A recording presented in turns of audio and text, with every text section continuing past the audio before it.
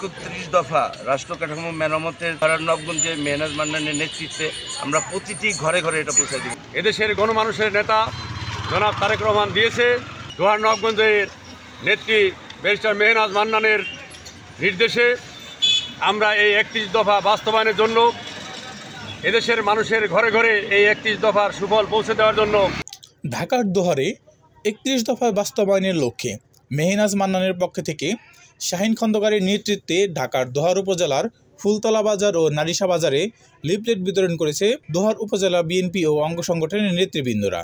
এই সময় নেতৃবৃন্দরা বলেন, রাষ্ট্রনায়ক তারেক রহমানের এই ৩১ দফা আমরা প্রত্যেকের ঘরে ঘরে পৌঁছে দিব। এই ৩১ দফা বাস্তবায়নের আগ পর্যন্ত আমাদের এই কর্মসূচি চলমান থাকবে। লিফলেট বিতরণের সময় আরও উপস্থিত ছিলেন ঢাকা জেলা বিএনপির সাবেক দপ্তর সম্পাদক অ্যাডভোকেট মনির হোসেন রানা, ঢাকা জেলা যুবদলের সাবেক যুগ্ম আহ্বায়ক অ্যাডভোকেট ফজলুল হক বেলায়েত সহ আরও অনেকে। Mohammad Sumon, desk report, DN Bangla.